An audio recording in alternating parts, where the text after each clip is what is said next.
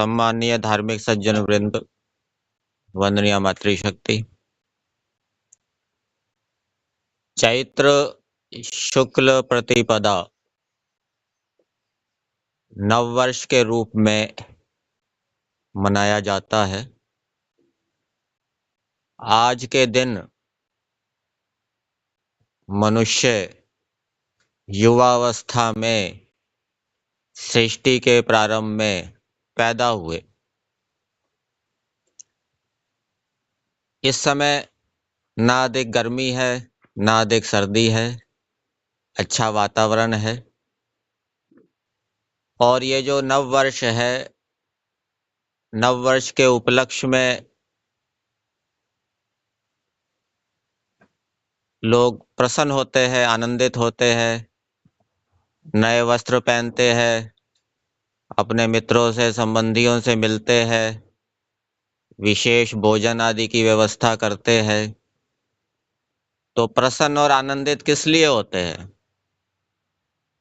नए कपड़े किस लिए पहनते हैं?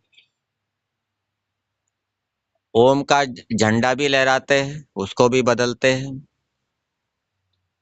तो ये हमें ईश्वर की कृपा से एक वर्ष और नया जीवन मिला जीने के लिए।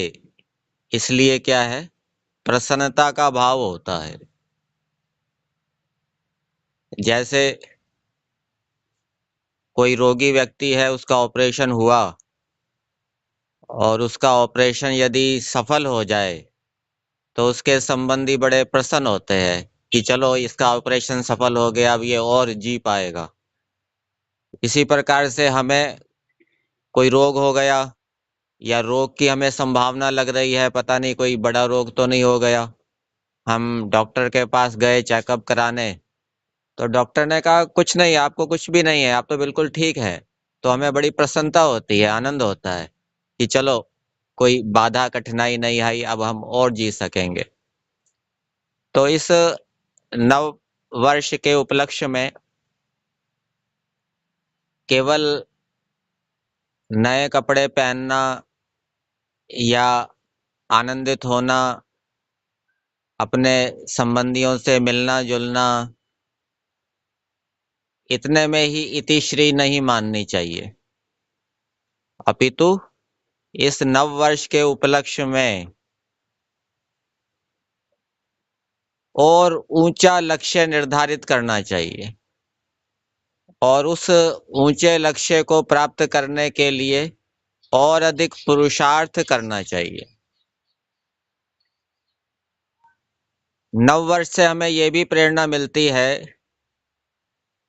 कि जैसे जैसे दिन बीतते जाते हैं, हम मृत्यु की ओर बढ़ते जाते हैं, बुढ़ापे की ओर बढ़ते जाते हैं।